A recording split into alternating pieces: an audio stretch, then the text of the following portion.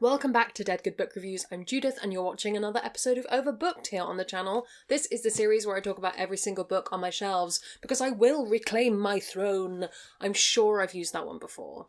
It's fine. Today we are talking about Joe Abercrombie's Shattered Sea series.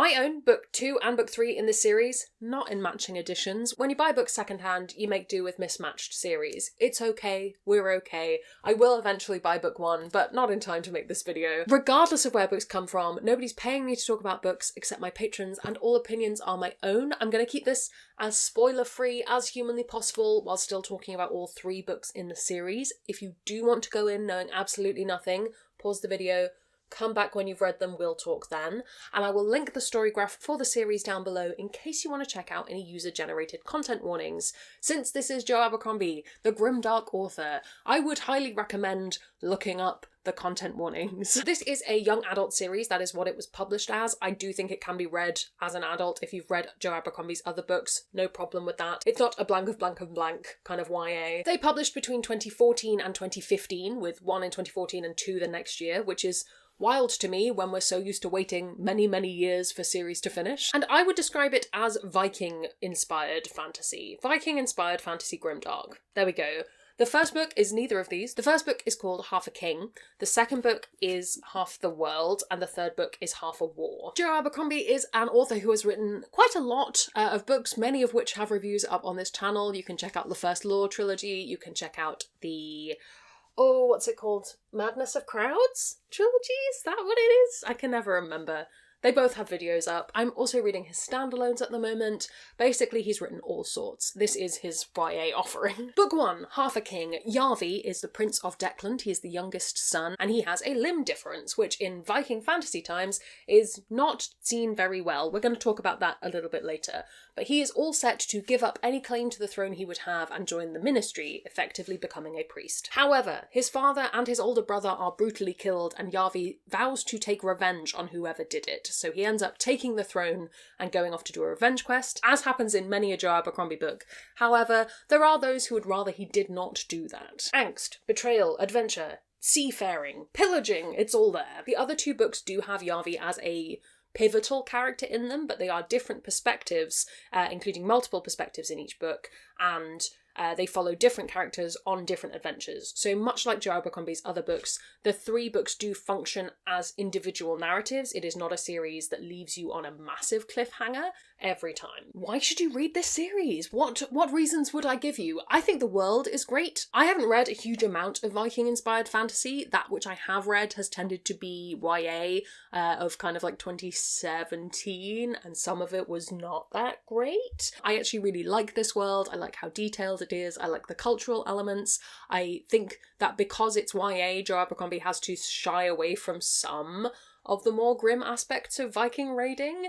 It's not that he's afraid of the violence, but you can definitely feel that if this were being written in the same market as his First Law books, it would be a very brutal read indeed, which I think might be why I got on with these a little bit more. But anyway, we're talking about the world.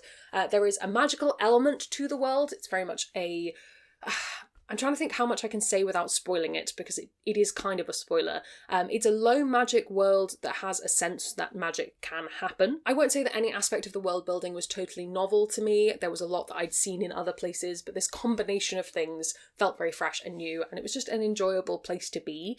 What I really liked is my favourite thing in series, how the world kind of grew as the series went on, and you got a sense of the relationships between places and people and different terrains and so such. And yeah, you just definitely got the sense of a full society that live in a particular way. One of the other reasons that I would so recommend this series, it is Joe Abercrombie's way of writing character. So I've mentioned that we have Yarvi and then 2 other characters kind of as our main heroes of each book.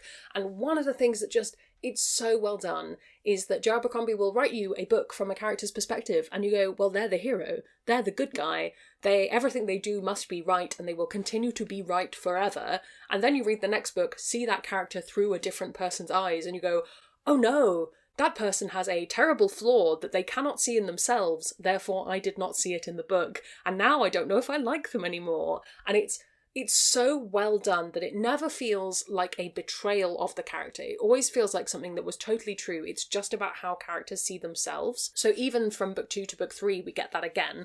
Yavi is such an interesting character. I'd really love to talk about him more in like a spoilery setting. So if there's a bunch of people who'd like to have a chat about these books, please do let me know. But yes, if you want a series that will just keep you on your toes in terms of how you feel about characters, this is definitely one of them. We know that Joe Abercrombie has done this in other series before. His later series in the First Law trilogy is a great example of that. But in this, because it's book to book, it's just very powerful. I can't imagine what it was like reading them as they were coming out and suddenly having that revelation, because I got to read them back to back.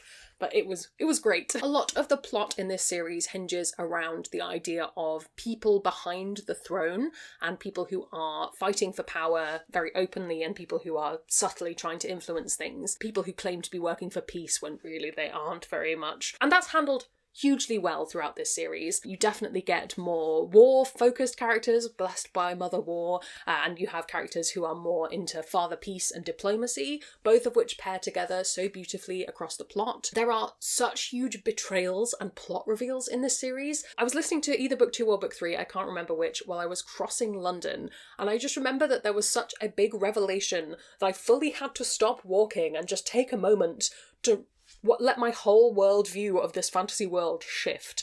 It's great. It's so good. If you like the kind of book where you'll suddenly go, of course it makes sense that this person was the bad guy all along, or the bad guy, depending on your perspective, and I just didn't see it because I'm a fool and I'm in the mind of this character who could not see it. It's so great. That's me.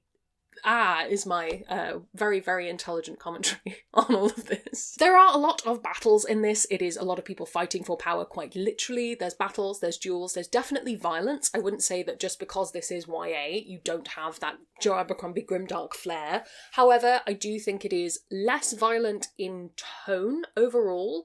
I think the violence is handled differently. It felt that way to me reading it alongside the First Law standalones.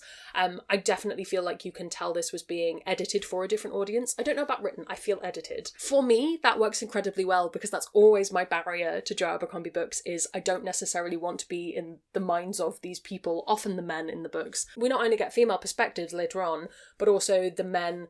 It's slightly different. It is a bit different. So some people who are very into the violence of the First Law trilogy might feel like this is a bit tame. I don't think it's tame, I just think it's a bit different and it's worth bearing in mind. For me, that's a huge pro.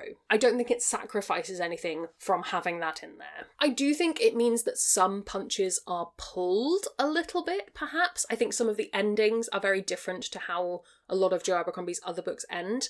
I don't necessarily think that means you're losing anything, at least for me personally. But as I say, you can definitely feel the difference between this and his other books in particularly those ending moments. They are not necessarily victory stories, but they're not as tragic as his other books. I'm going to reiterate that if you are planning on reading this, I recommend looking up the content warnings just to be sure that you're not going into something that you're not going to enjoy. I don't know how to describe it other than saying like fantasy historical attitudes towards limb difference and disability generally, which I know some people don't like and don't like reading. It's very much tackled in a kind of historical attitudes towards sort of way, but obviously Yavi does have a limb difference and it is treated very negatively in the books kind of throughout. Yavi starts off with a lot of kind of internalized ableism and it gets a little bit less, but there's still that coming from other places, so bear that in mind if you're planning on reading these. For me personally, it was so clearly integral to the setting. It wasn't a case that Joe Abercrombie was saying like, I think this is a good attitude for people to have and we should have it in the modern day right now, that it felt different to me, but obviously I'm not a person who can necessarily comment on what's good representation or not. I think the last thing I'll say is that these are a tiny weeny bit predictable. I mentioned the revelations were shocking, but it wasn't shocking that there were revelations, you know?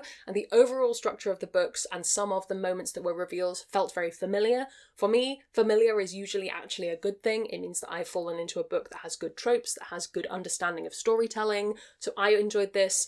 I don't know if some people might find them a little bit too predictable. Other things you might want to read if you have already picked these up and you want something new. Obviously, if you've not read the other Joe Abercrombie, I recommend doing that. Unfortunately, you do need to read the First Law in order to get a proper feel for my other favourite Joe Abercrombie trilogy, but I do recommend them. I think they're great books. I would do First Law by audiobook because Joe Abercrombie works best for me by audio. If you want more seafaring books, can I recommend the Tide Child series by R.J. Barker. It is one of my favourite seafaring books of all time, has such good storytelling, it's got sea dragons, it's great. Highly recommend. And if you want more of a kind of naval fantasy, one book that I read this year that I haven't talked about on the channel yet because I need to read the sequel is The Bright and Breaking Sea by Chloe Neal. So, should you read the Shattered Sea series? If you are up for some violence, I would say yes. It is a good series. I really enjoyed the character work. I think Joe Abercrombie knows how to write an incredibly engaging story.